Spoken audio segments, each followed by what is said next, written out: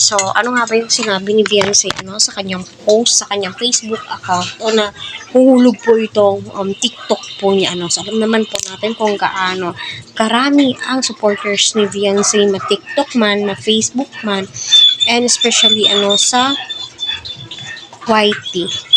Yung suporta po sa kanya ay solid na solid. At congratulations sa last upload ni Kalinga Prab, ang laki po din ng views. So, naway, tumaas pa po Kaya patuloy po natin suportahan si Kalinga Prab, Kuya Val, at ang buong team.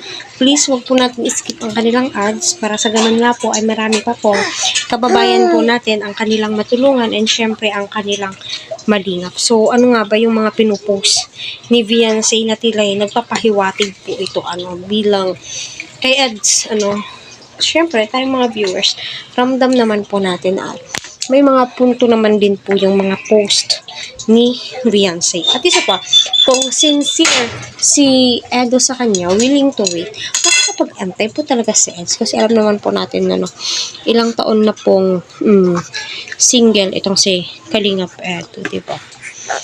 At ika nga po niya at ika nga po ni Kuya Val na ipapanalo na daw po ni Kalingap Edo sa Beyonce. At isa pa, ang ganda kaya ni Beyonce, hindi ka manghihinayan sa pag-aantay kay Beyonce, maliban na po sa family-oriented. Kita din po natin na masinop siya sa pera. Pinaka-importante po talaga yung marunong mag-manage o marunong humawak ng pera. Kasi napakahirap waldas ng waldas ngayon. At kita naman po natin na si Beyonce ay hindi po siya materialistic. Although binibigyan po siya ng mga supporters ng mga material na bagay. Hindi naman po niya ito hinihingi, di ba? Kusang binibigay po nila yon.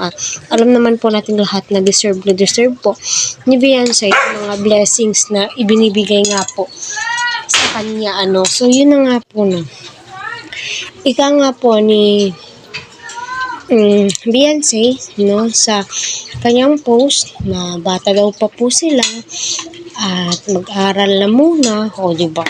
Sa mga basher ni Beyonce na sinasabing focus daw po si Beyonce sa vlogging, nag-aaral po itong si Beyonce at nakapag-focus po siya sa kanyang studies, which is malaking tulong po yun at pinatunayan po talaga ni Beyonce na ang pangliligaw ni Edo ay andyan lang yan kapag